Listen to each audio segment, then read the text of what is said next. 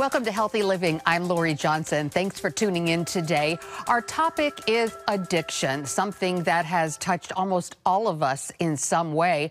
My guest is Dr. Peg O'Connor, an addiction specialist and author of the book Higher and Friendly Powers, Transforming Addiction and Suffering. Dr. O'Connor, thank you so much for being here. It's great to see you. We appreciate your time. Thanks so much for having me on your show, Lori, for this very important topic.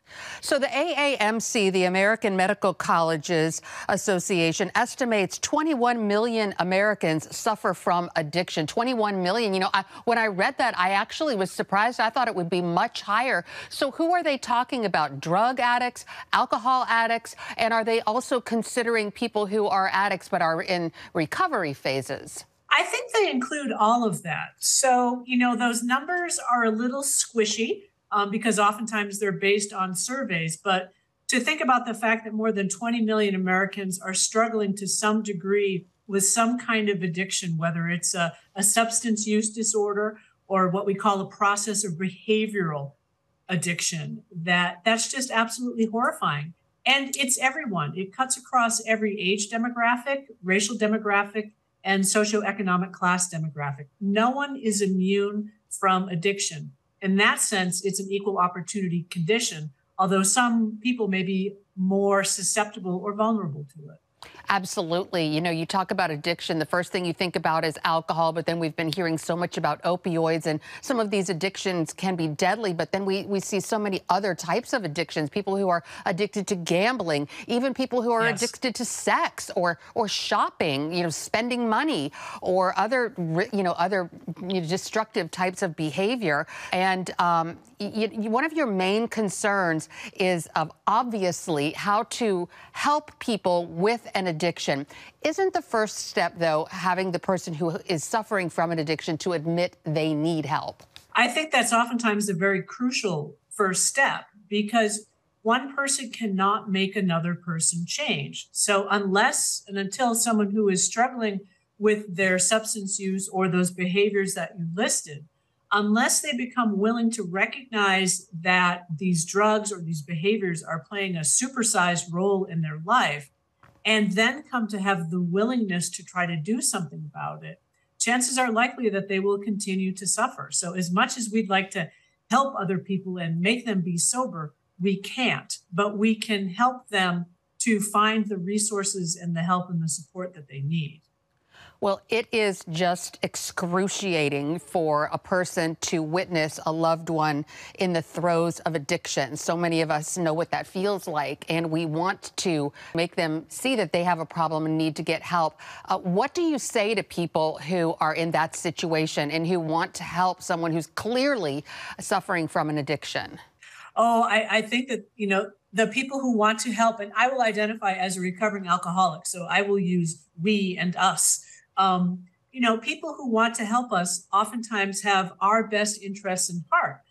In part because we perhaps cannot keep our own best interests at heart and keep them front and center. But I think there are better and worse ways to do it. And I think, unfortunately, with popular culture, it makes it seem as if having an intervention, staging an intervention with the person's loved ones and maybe a professional, that's going to be the golden ticket to make someone who is struggling have that eureka, aha moment and say, well, I must change my ways.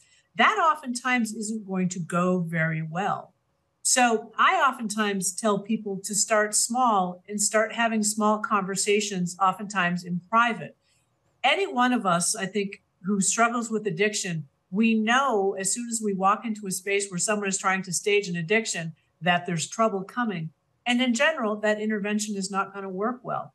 Whereas if someone with whom I have an ongoing relationship, whom I trust, and whom I know has my best interest at heart, when they take me aside and say, Peg, I'm really worried. You don't seem to be being the person you want to be, or you've changed so much. What is going on with you? What's happening? Why are you using? What kinds of needs or wants are these behaviors or substances filling or fulfilling for you? So, it's so much matters on what questions we ask and how we ask them. Anyone who has ever been interrogated you get into the defensive mode and the hands go up. So, it's important to have an inviting conversation that doesn't feel like a grand indictment.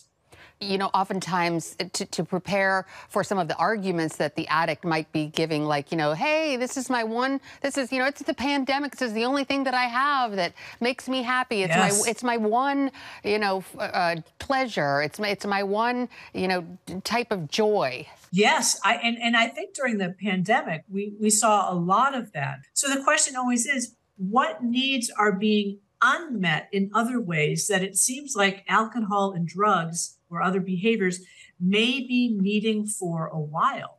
And I think it's the case that alcohol and drugs can meet certain needs, but that it's a very short time frame, I think, for when what may be an adaptive behavior becomes maladaptive. So maybe having that drink after work, you've just completed this huge work project, it's been high pressure, your boss has been bearing down on you like a linebacker on the football team, and you finally get over the goal line. We celebrate with alcohol. We mourn with alcohol. We have rites of passages about alcohol. So to ask what role alcohol is playing and what might be different ways to have other healthier things play those same kind of roles, because every ad you see in popular culture makes it seem as, oh, drink this beer and suddenly you'll be really popular, or have this wine and suddenly you will have a certain kind of social cachet. And so we really do get sold a bill of goods, but we start believing like, oh, well, I am funnier when I drink.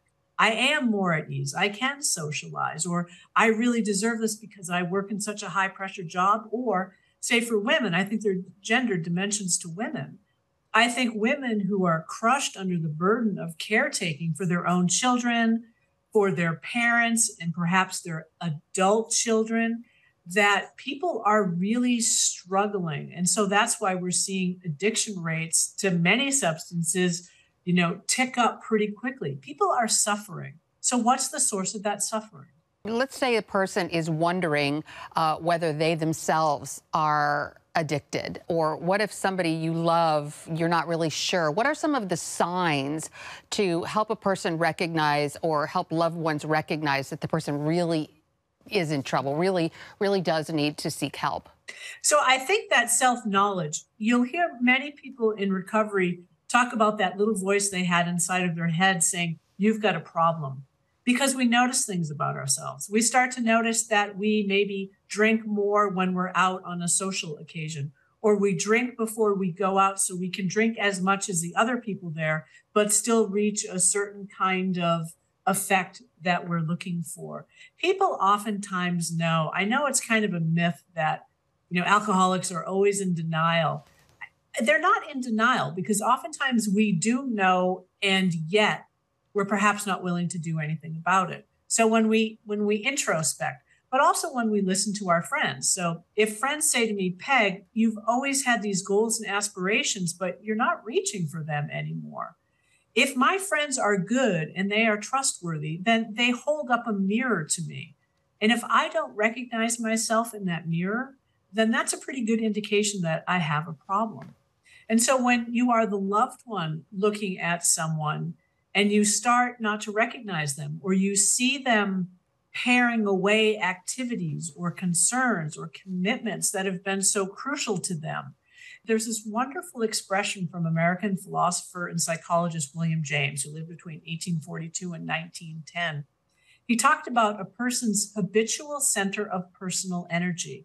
So if before family had been that center, if faith had been that center, if work had been that center, but that center now is not burning as brightly, if one's drug and alcohol use is coming to the fore and taking up space in one's life where it didn't before, then that's oftentimes a very good indication that there is a problem. It may not yet be a full-blown addiction, but it may be enough for someone to say, I don't want to be doing this anymore, and I want to change, and I'm willing to do the work it takes to no longer have these drugs and alcohol behaviors filling up my habitual center of energy.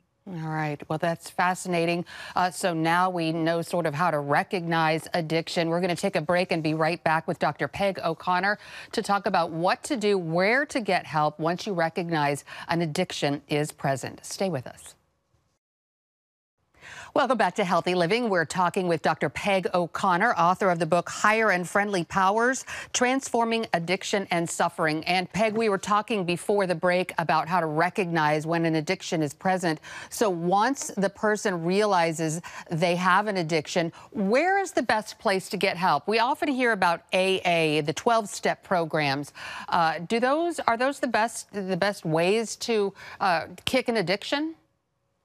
I think there need to be multiple paths out of addiction, and AA is widely available all across the country, and it is free. But some addictions may not respond as well to just AA, which is an abstinence-based program. So if you have a heroin or opioid addiction, it may turn out that you need what we call medication-assisted therapy, and you may need something more of a medical setting. So one of the great challenges, once you identify that you have a problem, is figuring out where to get help. There's no real national clearinghouse. There are no real national standards for what makes for a good treatment program. And so people oftentimes are left doing things like just going on the internet and looking for inpatient treatment because the gold standard has been taken to be a 28-day inpatient treatment program. And that's just not feasible for the vast majority of people. So there are a couple of good sites from the US government. There is the National Institute of Alcoholism and Alcohol Abuse, NIAAA.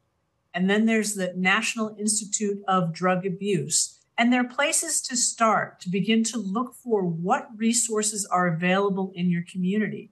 And if there are any public health offices in your county or in your town, that's a good place to start. But for many people, what they'll find is AA is the one game in town. So perhaps that is a good place to start. And it may work wonderfully well for some people, and other people will struggle. You know, I know actually a couple people who wanted to do AA. They knew people who had experienced success through AA, but they actually had problem with one of the first steps, which is surrender to a higher power. A lot of people, you know, sometimes aren't in a place where their faith is where they believe in God, frankly, and so Yes. I've actually known a couple people where that's kept them from AA and still in addiction because they can't get past that. What do you say to that? Well, what I say to that, and that's part of the title of the book that you referenced earlier, was Higher and Friendly Powers. And that term originally had a broader meaning than just a providential God, that a higher power could be anything that's bigger than you, that enlarges yourself. So it could be a better version of yourself. It could be people you see who have overcome their addiction, who are now living a rich, full life. Anything can function as a higher power if a person decides to stand into a solemn relationship with it, and it provides a kind of positive ideal. But it's very hard early in recovery to do that kind of thinking of what else could play the role of a higher power if a person is not a person of a faith where there is that kind of providential God. And a lot of people are just really emotionally, spiritually, you know, at rock bottom, and they can't come to grips with that thought. But oftentimes that comes later, and sometimes it doesn't. But it shouldn't keep people out of AA. And so it's comforting and encouraging to know that it doesn't need to keep people out of AA. So we're going to take another quick break and be right back with Dr. Peg O'Connor. We're talking today about addiction. Stay with us. And we're back, continuing our discussion with Dr. Peg O'Connor, addiction specialist and author of the book Higher and Friendly Powers, Transforming Addiction and Suffering.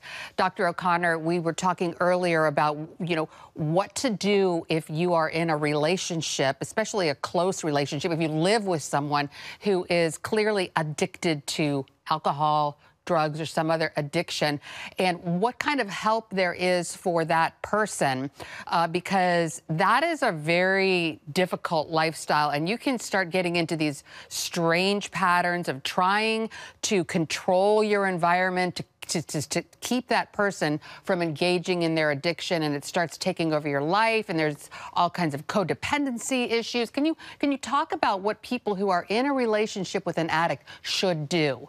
Oh, people in relationships with addicts oftentimes are suffering. I think it was Anne Lamott, the author, who described, it's like dancing with an 800-pound gorilla. So that was about the person with the addiction. And the person who is, beside us, loving us, is there dancing with us too. And I think you're right to point out the fact that, with the best intention, we want to help and we want to control. So many times what I see with friends who are worried about a loved one's addiction is they try to control so much that is beyond their control. They take responsibility for things that are not theirs because they want the other person to be better.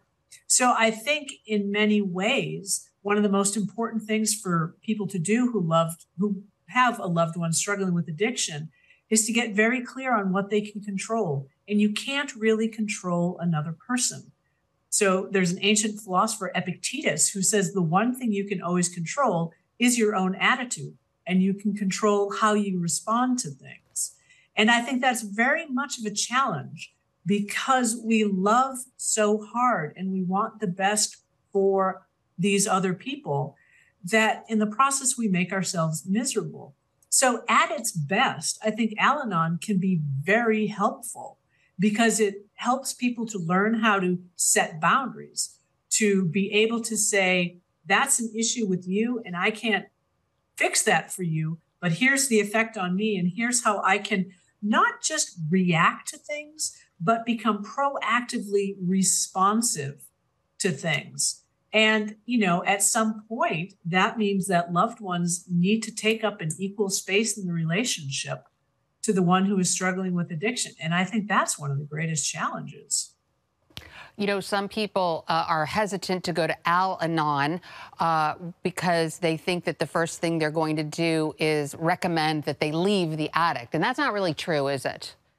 It's not true. And each person's addiction and the reasons why they use certain drugs is unique to that person. So there aren't one size fits all. But I think one of the scariest things for people to do is to figure out how to step into their own lives and fill up that space with themselves. Because I think oftentimes the addict is creating a lot of chaos or takes up all the space in the room, and then people are left kind of running around the trim board of their own lives. But to be able to say, this is my life, and here's what I'm willing to do, and here's what I'm unwilling to do, is extraordinarily difficult. But once a person begins to do that, it's liberating. And that doesn't mean leaving a partner or cutting off a child. It doesn't mean that at all. But it does mean changing your relationship with them. It's very helpful. I've known a number of people who have done Al-Anon, and it's extremely helpful for the loved one of the addict. All right, we're going to take one final break and be right back with Dr. Peg OConnor, addiction specialist. The book is Higher and Friendly Powers. Stay tuned. Welcome back to Healthy Living, and we are continuing our discussion with Dr. Peg OConnor, addiction specialist and author of the book Higher and Friendly Powers.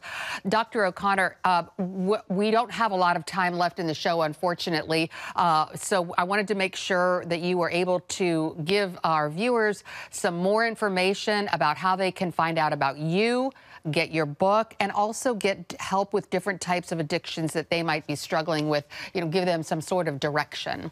Well, thank you. The best way to reach me is on my website, pegoconnorauthor.com.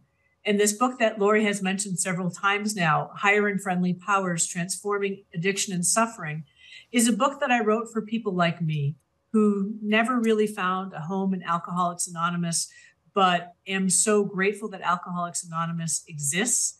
And to see the power in one alcoholic or one person struggling with an addiction helping others. I have learned so much from Alcoholics Anonymous and from all the people that I've ever met in the rooms.